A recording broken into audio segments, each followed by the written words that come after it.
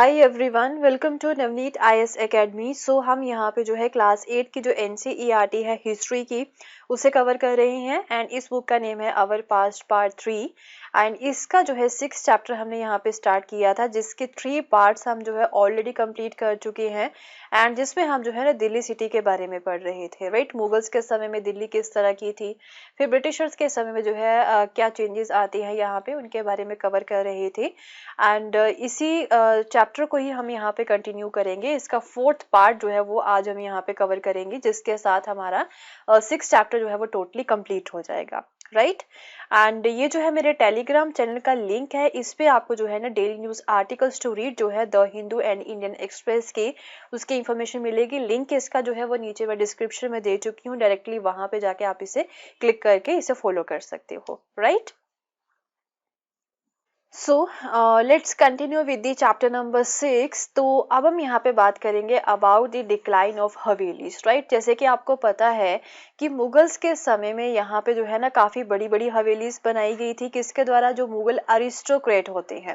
Right, aristocrat कौन से हो गए यहाँ पे? जो कि लैंडेड पर्सन होते हैं। तो यहाँ पे जो मुगल आमीर्स थे, राइट, इन अरिस्टोक्रेट्स को जो है ना आमीर्स बोला जाता था। जो मुगल आमीर्स थे ना उनके पास जो है बड़ी बड़ी हवेलीज हुआ करती थी। तो अब ये आमिर कौन होते थे? जैसे कि आपको मनसाबदारी सिस्टम के बारे में पता है, आपने मनसाबदारी सिस्टम पढ़ा होगा मुगल हिस्ट्री में।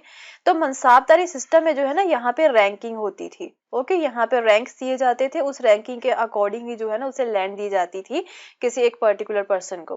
तो उस रैंकिंग की अगर हम बात करें तो उसमें 1000 रैंकिंग से नीचे जिस पर्सन की भी यहाँ पे रैंकिंग होती थी ना उस पर्सन को यहाँ पे जो है ना क्या बोला जाता था? उस मनसाबदार को जो है ना अमीर बोल दिया जाता था। राइट, ये जो है इनके पास ज्यादा लैंड होती थी, ज्यादा लैंड से जो है ये रेवेन्यू इकट्ठा कर सकते थे, इनकम ज्यादा यहाँ पे इनके पास ज्यादा होती थी। तो इन लोगों को अमीर बोला जाता था एंड इन्होंने बड़े बड़े मैंशन या फिर जो हवेलीज होती है वो यहाँ पे बनाई हुई थी। राइट, तो मिड 19th सेंचुरी की अगर हम बात करें तो इस तरह के काफी हवेलीज आपको देखने को मिल जाएंगी जिसे मेंशंस बोला जा सकता है एंड इसमें बड़े बड़े कोर्टयार्ड्स थे, वेरांडास जिसे बोलते हैं, फाउंटेन्स थे उन घरों में। एंड इन हवेलीज में जो है ना एक से ज्यादा फैमिलीज जो होती वो यहाँ पे रहा करती थी। तो अगर इसके स्ट्रक्चर की बात करें तो यहाँ पे जब आप हवेली में एंटर करोगे तो जो है एक ब्यूटीफुल गेटवे से आप एंटर करते हो इन हवेलीज में। फिर गेटवे से जो है ना आप एक कोर्टयार्ड में पहुंच जाते हो एंड ओपन कोर्टयार्ड है यहाँ पे। राइट, एंड इस कोर्टयार्ड के इर्द गिर्द जो है ना एक पब्लिक रूम्स जो होते हैं वो यहाँ पे बनाए हुए थे। पब्लिक रूम्स का मतलब हो गया कि जो कि विजिटर्स के लिए रूम होते हैं। राइट, एंड इन रूम्स को जो है मोस्टली जो घर के आदमी है वही यूज किया करते थे। एंड उसके बाद में आगे जाके फिर इनर कोर्टयार्ड आ जाता है एंड वहां पे भी रूम्स बनाए गए थे एंड उन रूम्स को जो घर की महिलाएं हैं, जो औरतें हैं, वो यहाँ पे यूज किया करती थी। तो जो हवेली में रूम्स होते थे उन्हें मल्टीपल उनका यूज होता था एंड यहाँ पे एग्जांपल दे रखा है कमर अल दिन खान की हवेली है। राइट, एक उसका इन्होंने फीचर्स बताए हुए हैं कि उसमें काफी स्ट्रक्चर्स थे with in the Haveli and इसमें जो है कार ड्राइवर्स के भी घर उन्होंने बनाए हुए थे, टेंट पिक्चर्स थे, torch bearers, accountants, clerks and house hold servants के लिए भी यहाँ पे रूम्स जो थे वो बनाए गए थे। ये जो सारे लोग थे वो उस हवेली के मालिक के साथ ही अटैच्ड होते थे, मीन उन्हीं के द्वारा ही इन्हें जो है हायर किया होता था एंड उनके लिए घर में रूम्स भी यहाँ पे बनाए हुए थे। तो एक हवेली में जो है कई सारी फैमिलीज जो थी वो यहाँ पे रहा करती थी। सो बट अब जब ब्रिटिशर्स की बात करें, ब्रिटिश रूल के अंडर जो मुगल आमीर थे ना वो इतनी बड़ी हवेलीज को मेंटेन नहीं कर पाते हैं एंड जिसकी वजह से जो ब्रिटिशर्स के समय में जो हवेलीज थी वो सब डिवाइड हो जाती हैं, कई तो उन्हें बेच भी देते हैं। तो ये जो स्ट्रीट फ्रंट होता है हवेली का वहां पे शॉप्स या फिर वेयर हाउसेस बना दी जाती हैं एंड कुछ हवेलीज को जो है मर्सेंटाइल क्लास जो होती है, मीन जो व्यापारी होते हैं वो ही खरीद लेते हैं, कुछ यहाँ पे खाली पड़ी खराब हो जाती हैं। राइट, तो ये तो फीचर्स थे यहाँ पे हवेलीज के। ओके, जो कि डिक्लाइन हो जाती है यहाँ पे मुगल्स के समय में। तो आप कॉलोनियल बंगलो की बात करें राइट। मीन एक तरह से ब्रिटिशर्स के समय में बंगलोज बनाए गए थे, वो थोड़े से डिफरेंट थे हवेली से। तो ये जो बंगलोज थे वो एक सिंगल फैमिली के लिए बनाए गए थे, न्यूक्लियर फैमिली के लिए। ये भी काफी बड़ा स्ट्रक्चर होता था, बट सिंगल स्टोरी स्ट्रक्चर हुआ करता था। पिच्ड रूफ जो होता है वो यहाँ पे बनाए जाते थे, एंड इसके सामने 1 या 2 एकड़ का एक ग्राउंड होता था, राइट। एंड इस मैंशन में, इस बंगलो में जो है ना, living room, dining room, bedroom जो होते हैं वो सभी अलग अलग बनाए गए थे। एंड इन रूम्स के इर्द गिर्द जो वरांडास जो होते हैं ना, वो यहाँ पे बनाए गए थे। मीन घर के 3 साइड्स जो होती है ना, वहां पे एटलीस्ट वरांडा होते थे।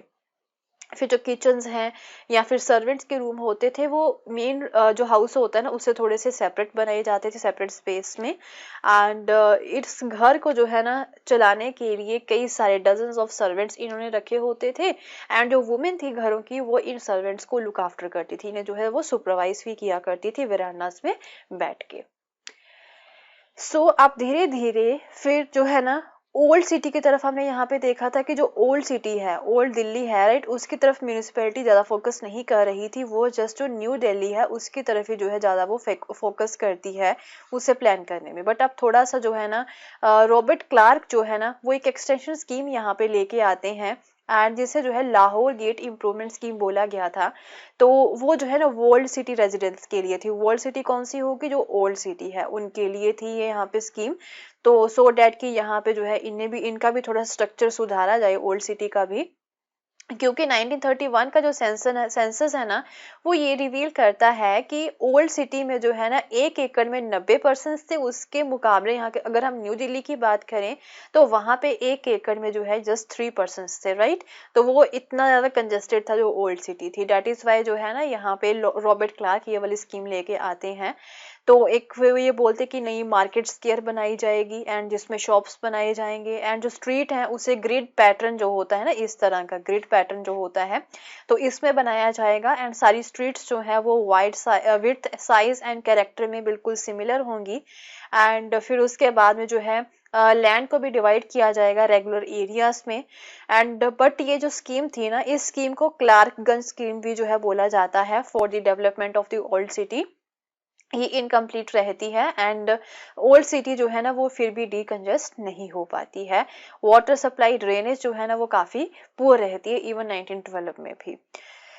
फिर 1936 में दोबारा से दिल्ली इम्प्रूवमेंट ट्रस्ट जो है वो यहाँ पे बनाया जाता है। एंड इन्होंने फिर नए एरियाज बनाए थे सो डैट कि पुरानी दिल्ली से जो है ना लोगों को थोड़ा सा इधर भेजा जाए, दरियागंज साउथ की तरफ, राइट। एक दरियागंज साउथ जो है वो नया एरिया बनाते हैं फॉर दी वेल्दी इंडियंस। तो यहाँ पे जो पार्क्स बनाए गए थे बीच में, एंड उसके इर्द गिर्द फिर घर बनाए गए थे। एंड जो स्पेस थी ना यहाँ पे घरों के बीच में ही, उसे जो है इस तरह से डिवाइड किया गया था कि जो है ना वहाँ पे चाहे 1 या 2 फैमिलीज रह ले, बट उनकी जो प्राइवेसी है ना वो यहाँ पे खत्म नहीं होनी चाहिए। प्राइवेसी के ऊपर ज्यादा फोकस किया था इन्होंने। एंड यहाँ पे जो है ना सिंगल फैमिली, मीन जो फैमिली या फिर जो ग्रुप्स जो होते हैं ना, एक घर जो है ना वो एक फैमिली या फिर ग्रुप के द्वारा शेयर किया जाता था।